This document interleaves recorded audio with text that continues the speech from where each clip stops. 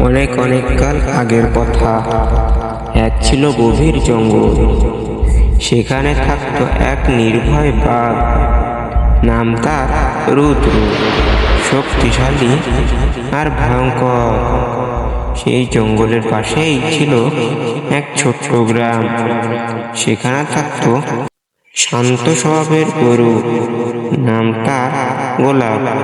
একদিন সন্ধ্যায় গোলাপ জঙ্গলের কিনারায় ঘাস খেতে এসেছিল। হঠাৎ রুদ্র সামনে এসে দাঁড়ালো। তখন রুদ্র এসে বলল, তুমি এখানে কি করছো ছোট্ট গরু? জানো না আমি এই জঙ্গলের রাজা?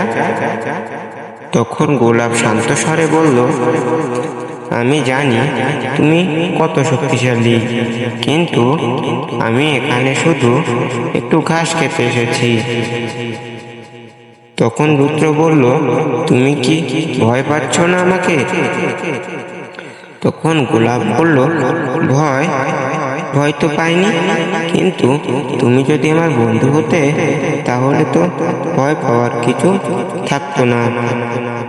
তখন রুদ্র এসে বলে, বন্ধু, আমি বনের হিংস্র জন্তু, আর তুমি গ্রামের শান্ত প্রাণী। আমরা কিভাবে বন্ধু হব?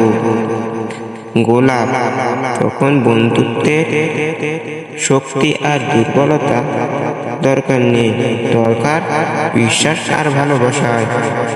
তখন রুদ্র কিছুক্ষণ চুপ করে থাকলো।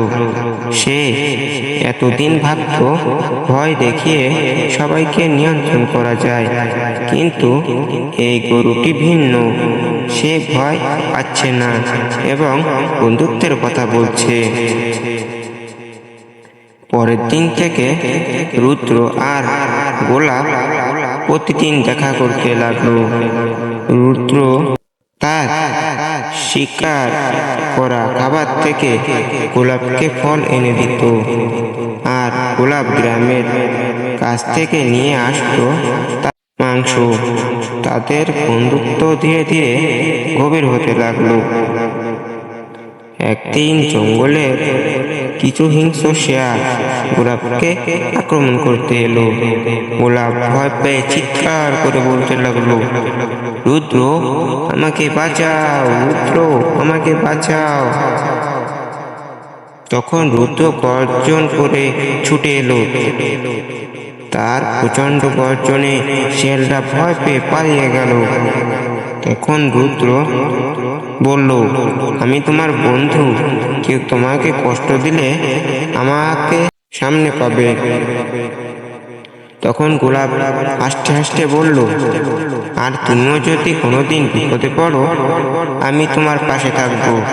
এভাবেই এক বাঘ আর এক গরুর অসম্ভব মনের হওয়ার বন্ধুত্বে সত্যি হয়ে উঠল। বন্ধুত্বের শক্তি নয়, বরং বিশ্বাস আর ভালোবাসাই আসল।